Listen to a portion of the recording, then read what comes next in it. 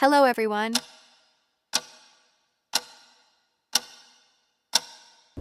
They called her The Body, a nickname so famous it eclipsed her real name. Elle Macpherson was the woman who turned swimwear into high fashion, who graced the cover of Sports Illustrated a record-breaking 5 times, and who made the impossible seem effortless. In an industry obsessed with fleeting beauty, Elle's reign was unusually long. She was not just a model, she was a phenomenon. Her sun-kissed skin, athletic figure, and megawatt smile became the blueprint for the healthy, glamorous 90s look. But her story was never just about looks. Behind that perfect beach hair and golden tan was a shrewd businesswoman who built an empire that went far beyond the runway. Elle Macpherson redefined what a model could be, and in doing so, she changed the game forever. Eleanor Nancy Nancy Macpherson was born on March 29, 1964 in Killera, a comfortable suburb on Sydney's North Shore. The eldest of 4 children, Ella grew up in a sun-soaked world of Australian beaches, backyard barbecues, and a tight-knit family. Her father, Peter Gow, was an entrepreneur, while her mother, Frances, was a nurse who balanced work with raising the children. When Ella was 10, her parents divorced, a moment that, though difficult, shaped her resilience. Her mother later remarried, and Elle took the surname of her stepfather, Neil Macpherson, a move that would eventually give her the name recognized worldwide. From an early age, Ellie stood out. She was tall, athletic, and loved the outdoors. She excelled at sports, especially swimming, and spent countless afternoons surfing and running along the golden sands of Sydney's beaches. Friends remember her as both competitive and easygoing, a girl with an easy laugh, but an inner drive to win. Her upbringing was not steeped in fashion or glamour. Instead, it was grounded in Australian practicality and a sense of independence. Ella was expected to work hard, be self-reliant, and make her own opportunities.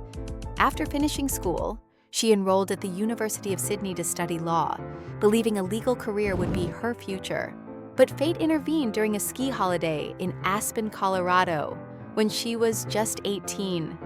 A modeling scout noticed her striking figure and luminous smile, offering her the chance to work with a major agency in New York.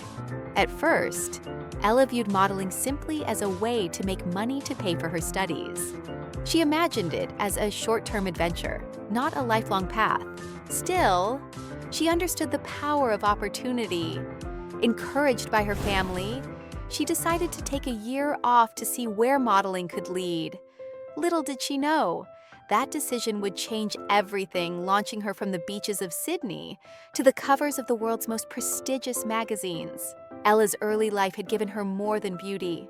It had given her a sense of groundedness and discipline that would become her greatest strengths in the unpredictable world of fashion. Elle Macpherson's journey into modeling began almost by accident. At 18, during that fateful ski trip to Aspen in 1982, a scout from Click Model Management noticed her unmistakable presence.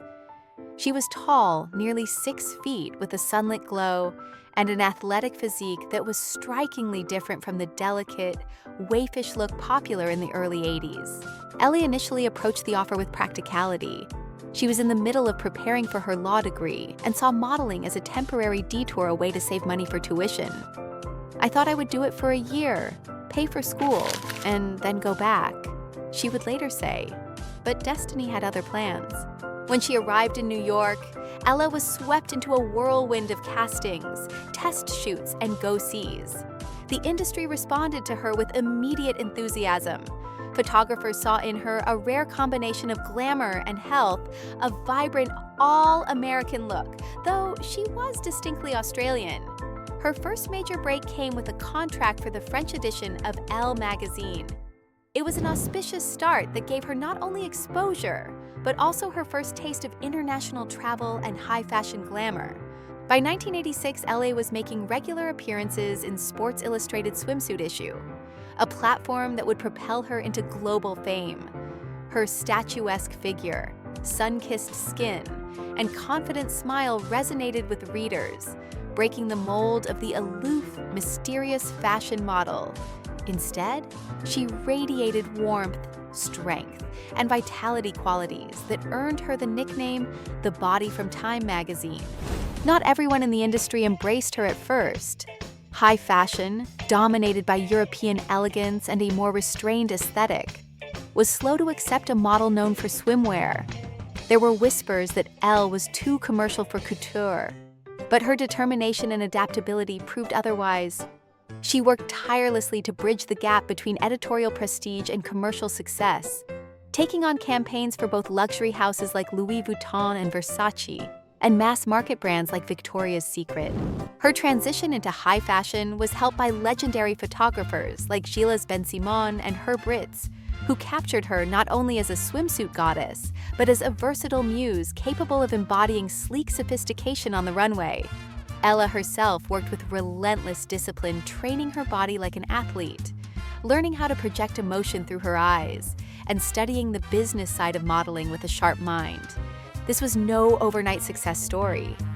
Elle built her career brick by brick, constantly expanding her reach. By the late 80s, she had graced the covers of Vogue, Harper's Bazaar, Elle, and Sports Illustrated, often multiple times in a single year. Her face and name were becoming a brand, long before models commonly thought of themselves as such. What had started as a one-year break from university had turned into a meteoric rise.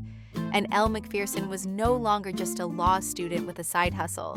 She was on the verge of becoming one of the most recognized women in the world.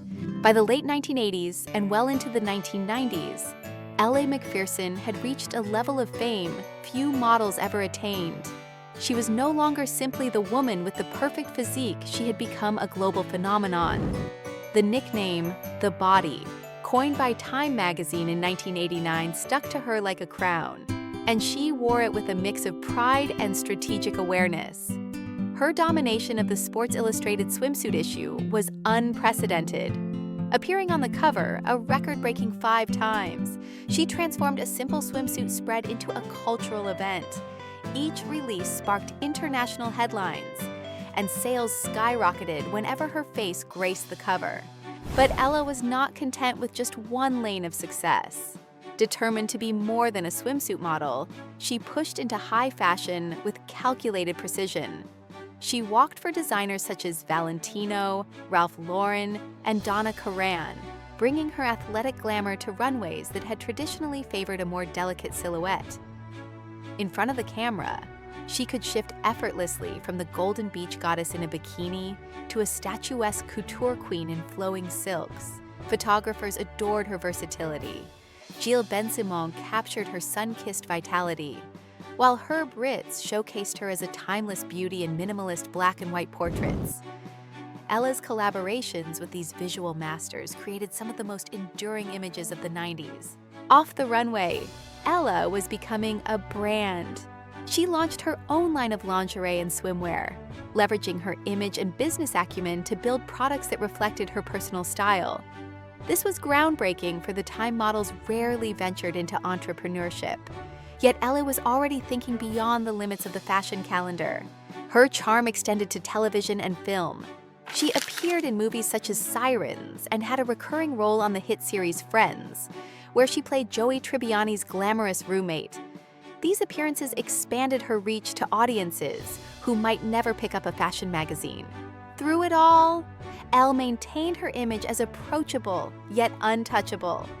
She radiated warmth in interviews, often speaking about her love for fitness, health, and balance. Yet she also understood the importance of mystique, never allowing the public too close. In the 90s, when the era of the supermodel was at its peak, Elle Macpherson was not just part of the movement, she was one of the defining faces that made it unforgettable. Her reign was not an accident. It was the result of beauty, discipline, and an unshakable understanding of how to turn herself into a lasting icon. In an industry that often thrives on fleeting trends and narrow definitions of beauty, Elle Macpherson built a career by defying those limitations. Her greatest difference lay in the very thing that initially set her apart: her athletic physique and sun-kissed vitality.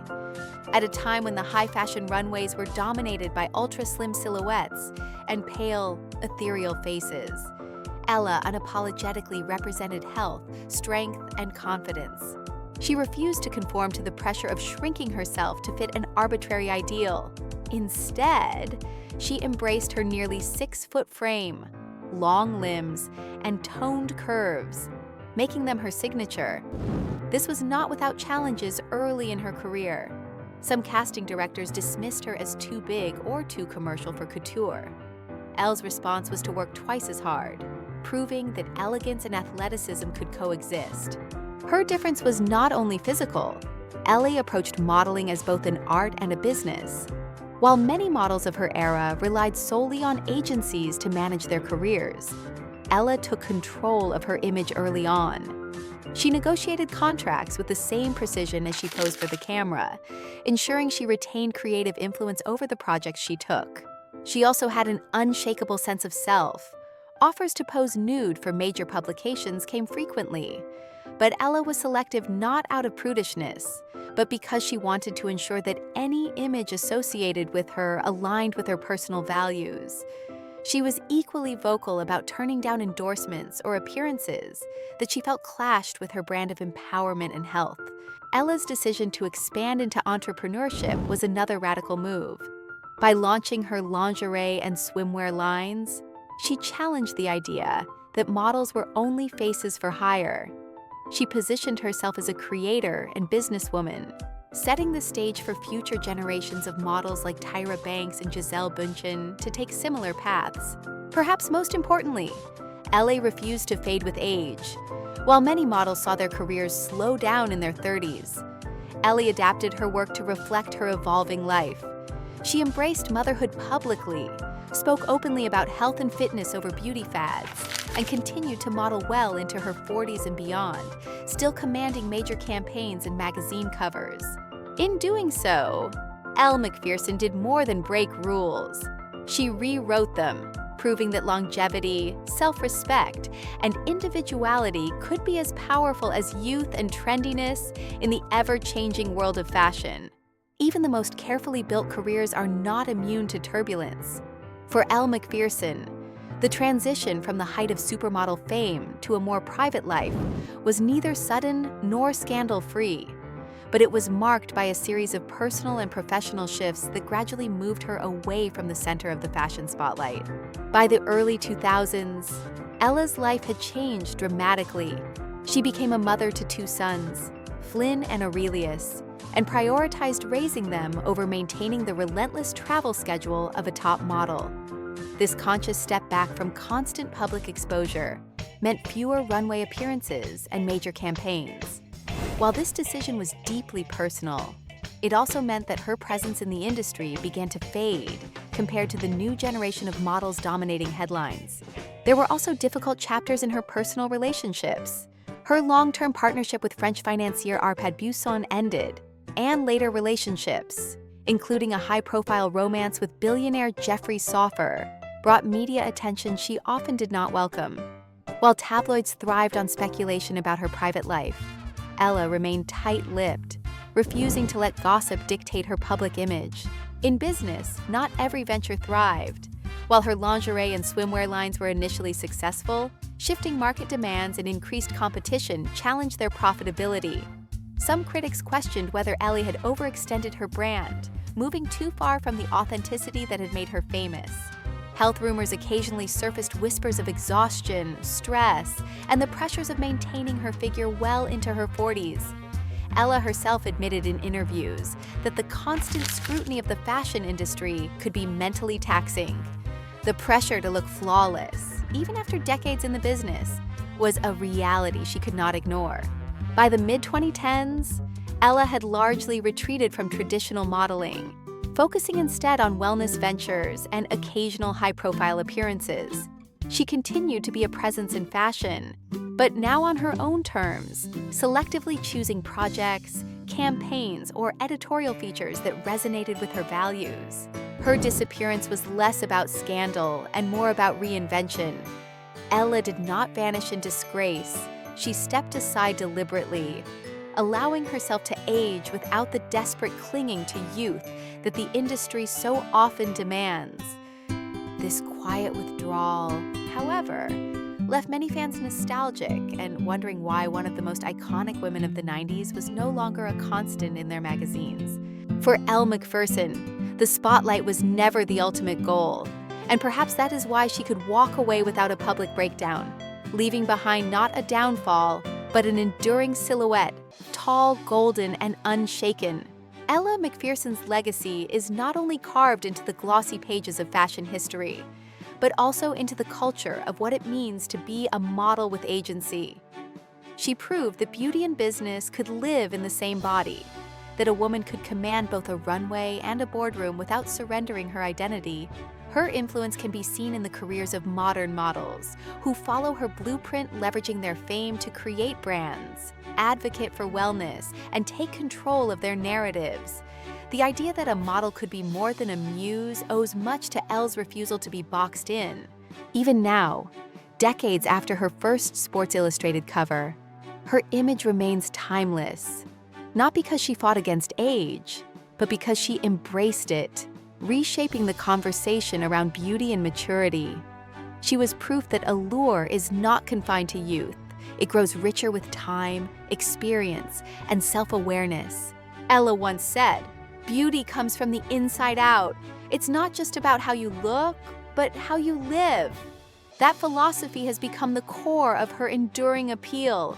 Perhaps we no longer see her on every magazine stand, but her shadow lingers in every model who dares to own her power, her body, and her destiny. Elle Macpherson may have stepped back from the spotlight, but she never truly left.